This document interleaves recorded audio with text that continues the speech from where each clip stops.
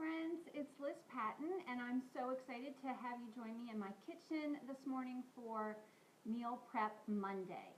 I am super passionate about helping women in particular figure out how to do this because for a long time I avoided meal prepping because I assumed it had to be complicated, it required fancy equipment or fancy ingredients, and it's truly been one of the things that has helped me the most in my fitness journey. So I just want to share with you some things that I do on a weekly basis.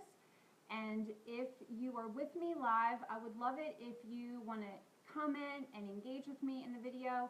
If you're watching the recording and you have questions about anything that I'm talking about or anything that I'm sharing, please feel free to comment, because even if you watch the recording, I'll still see that and I can reply back to you and help you. So just be with me here this morning, and the more that you engage with me, the less I feel like I'm just kind of talking to myself. So, all right, so here we go. Every week I basically do very similar things with a few changes just so that we don't get bored. And what I want to share with you first is that if I look at this as something that I have to do, I dread it and it's not fun, and I won't continue to do it, okay? Because that's with anything in life, right? So I look at this as something that I get to do. I make it fun, I play music or listen to a podcast. It only takes me about an hour, either Saturday or Sunday. Today I'm doing it Monday, but most of this I did yesterday so that I could show you today what I've done.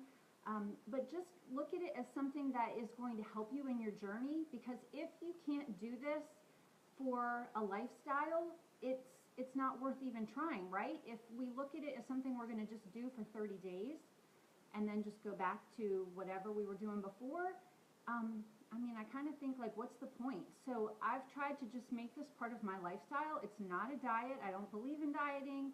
I just believe in making small, simple changes that you can live with forever. So what I typically do is on the weekend, I plan our meals for the coming week. So I look at our schedule, I see, what night do we have a baseball game, if we're having dinner at church one night.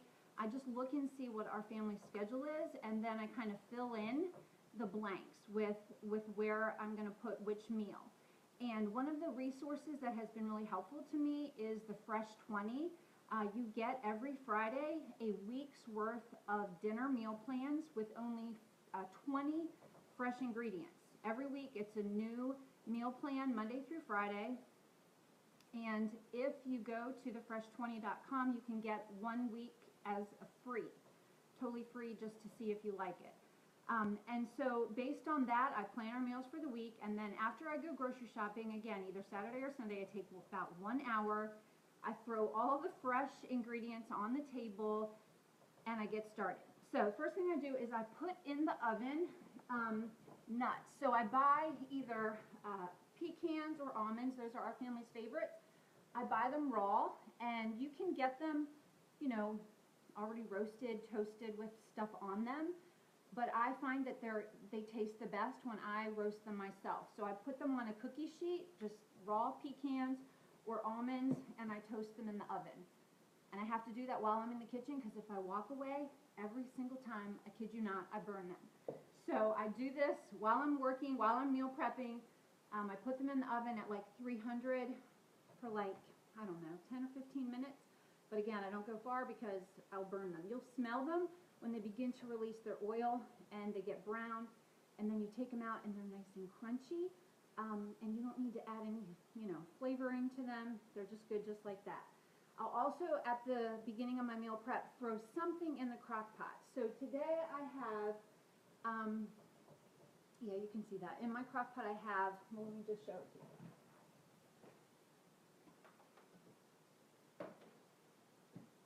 This is one of our family's favorites. So can you see that? I guess you can. So I took a bag of boneless, skinless chicken breasts. They were frozen. And I put them in the bottom of the crock pot. Then I took a can of corn and a can of black beans. I rinsed them, I drained them, put that on next, and then a ton of salsa, whatever your family's favorite salsa. And then I put that on the top, and that'll cook today on low, and we'll have that for dinner tonight. The kids like it in tacos. Jason and I like to put it on top of salad greens. Sometimes I will make cauliflower rice and we put it over that. But I love it to do it at the beginning of the week because then the rest of the week we can have it as lunch for leftovers. It makes a great wrap filling. So there's lots of things you can do with it. We also will shred up the chicken and add chicken broth to it and make like a chicken tortilla soup. So lots of things you can do with the leftovers of that. Last week for my meal prep in my crock pot, I usually always throw something in there. I put in a bunch of apples. I had some apples that were going bad, so I threw in a bunch of apples that I had, I kept the skins on even. And then I put in some coconut oil and some cinnamon, and I just cooked them all day, and the house smelled great, and we ate those. While my crock pot is going and my oven is roasting pecans and almonds, I will boil some eggs. I have started to just leave them in the shell. Anybody else find that peeling eggs is like, oh, I stink at it. So we found it's kind of easier. We just put them, after we have hard boiled them, keep them in the shell, and then when you're ready to eat them, just cut it in half, and it peels much easier that way. So I just write hard boiled on them to differentiate them from the eggs in our fridge that are not hard boiled. Okay, so then everything is cooking, and so now it's time to chop. So as I mentioned, I have all my fruits and veggies on the table, so I just start to wash them all and chop them. And so last week I did cauliflower rice. This week I took my whole head of cauliflower and I have it cleaned and washed and ready to go, and this I'm gonna roast. So I'm just gonna put, olive oil, salt and pepper on it, roast it in the oven, and we'll eat it like that for one of our meals. I also take kale and pull it off the leaves, so the stem down the middle is tough and yucky. So I just washed it and pulled that off, and then I made a kale salad. So this we will cook. I like to cook it, and this sounds weird, but I like to mix it with avocado and sunflower seeds, and then cook an egg or two and put it over top of the kale. But if I eat it raw, I made a salad yesterday with raw kale, and I roasted a butternut squash. So that was one of the things I did as part of my meal prep yesterday. I took a butternut squash, which is in season now, super yummy, and I roasted it in the oven, and then I took the chunks of that butternut squash and mixed them with kale and feta. There's not much left because my husband and I enjoyed that last night, but that'll make great leftovers for lunch this week. I took a watermelon, cut it, cubed it. My kids have already eaten half of that, but that's great for lunches for them to grab and go. I took a head of purple cabbage. This is great in salads. So I just washed it and chopped it, because here's the thing, if you're anything like me, if I bring my vegetables home and put them in the fridge, during the week, it is so crazy busy around here that those vegetables will just stay in there. Like if they are cut and clean and ready to go, everybody is that much more able to eat them, and they will eat them because it's easy. If I can make it easy for them, they will eat it, and so will I. I also took a regular head of cabbage, and this is delicious roasted. I'm seeing a theme here, but I roast a lot of our vegetables because it brings out the natural sweetness in the vegetable.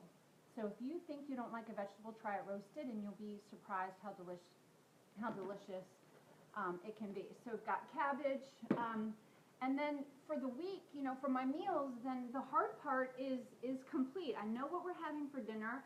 Most of the meats I don't prepare ahead of time because they're just better when you prepare them right away and we eat them then. But like my vegetables are all done. So I've also baked sweet potatoes like all at one time, so they're ready to go, so that I take the hard part out of it. And I have this mason jar here because thankfully I have all my vegetables ready to go, so I always have some kind of a salad for lunch. But if I were eating away from home, like for work, you could make a week's worth of mason jar salad. So after you have all your veggies chopped up and ready to go, you can layer your ingredients for your salad in your mason jar, and then if you put the dressing at the bottom, it won't make your veggies all, sad, as my mom says. They won't get wilted and stuff. And then you just shake it up and you can pour it out onto a plate and you're good to go. I tend to be like go big or go home with my salad, so like I would put it in something like this, and just you could make 5 of them for the week. You could do that all on the weekend. The vegetables are not going to go bad, and then you can add your dressing. And I also make a dressing when I do my meal prep. We don't get bored with the same salad dressing. I used to buy store-bought salad dressing until I started reading labels and seeing all the gunk that was in them. So now I just make my own. And I'll tell you at the end how you can get the recipe for this if you want to. But I make a double batch, and it lasts us through the week. And you know, we put this on like more than just salads. You know, quinoa, or we use it as a marinade when we do our meats. Here's another fun thing I did this weekend. And I'm going to be sharing the recipe for this later this week on my Facebook page and Instagram. But have you ever seen these things at the grocery store? I have a thing for peanut butter, okay, just being totally real. And so my son said, Mama, look at these things. And I like seriously have seen them before, but never put them in my cart because I knew that like what's not to love about a peanut butter ball. And I would probably want to eat like the entire container.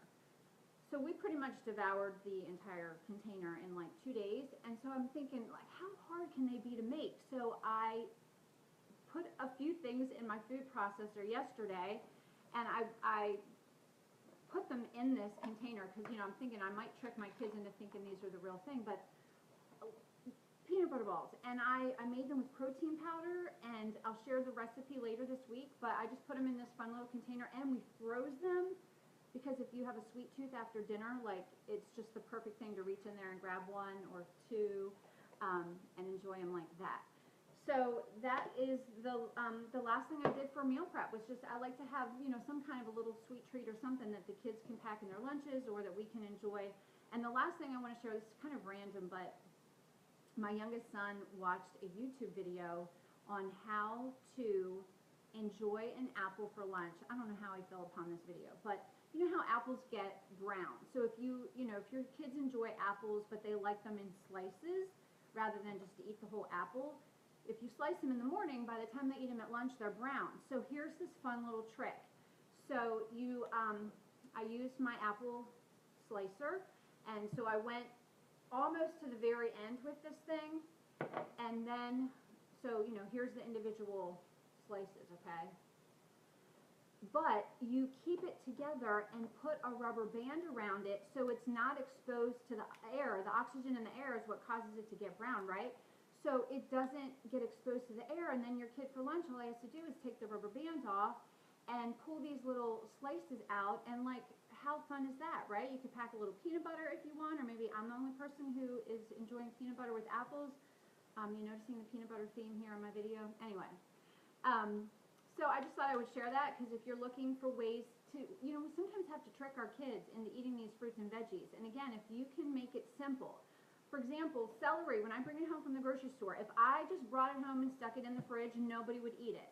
But if I wash it and cut the ends off of it, the kids will just take a peanut butter jar, and here we go, peanut butter again, but they will just dip, you know, the celery in it, and I have a jar for them because, of course, they double, triple, quadruple dip. And they can do that to their heart's content in their peanut butter jar. But again, it's just taking a little bit of time on the weekends to do that cleaning and chopping. And I'm telling you that once you put all of that in your fridge, you are going to want to make healthy choices. You are going to feel like you get to eat all these healthy foods. So I mentioned this in my Facebook Live video last week. If you haven't seen it, I shared my 3 favorite food tricks. But I talked about crowding out. So the more good stuff you put into your family's diet, and I say diet not as in something that you're doing to restrict. I just mean like what you eat in a day. When you add more good stuff, it crowds out the unhealthy choices that we used to make. Because if you feel like you are depriving yourself and restricting yourself, nobody wants to live that way.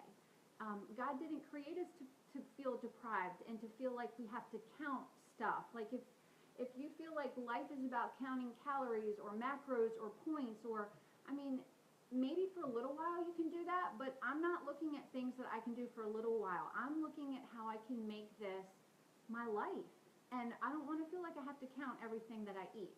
I want to be able to have nourishing, healthy, whole, clean foods that are available to me and that I can eat. Load up on these veggies, right? Feel full, and you're not going to feel deprived. You're not going to feel hangry, right? You're going to just feel healthy and strong, and that's what is sustainable. So I hope that maybe you were able to find a tip or two to help you in your own meal prepping. And if you would like my salad dressing recipe, I have some quinoa salad recipes in there too, and my Crockpot power chicken recipe is in there. I have a free ebook. It's called Healthy Mama, Happy Family, and you can download that by going to lizpattonfitness.com/ebook. Sorry, I just had a brain freeze. Can I say one more thing? I made something else and I just totally forgot about it. I roasted chickpeas, and I have this video. I did this one a few weeks ago too. But this is something else I'll throw in the oven with my peanuts or pecans or almonds. It's just 2 cans of chickpeas that are rinsed and drained with some olive oil, salt, pepper, whatever spices you like. Roast them for about 30 minutes. These make great toppings for salads or just to eat them just nice, crispy, and crunchy like that as a treat. So if this has been helpful to you, I would love for you to reach out to me. If you have a recipe that you love that you would like me to help you clean up and make it healthier for your family, message me. I love doing that. If you have any friends that you think this would be helpful to, please just feel free to share it with them or tag them. I'm just passionate about helping you in your journey, so if there's anything I can do to help you make this a lifestyle and not a diet, please reach out to me. And I hope you have a blessed day, friends. Thanks for being here.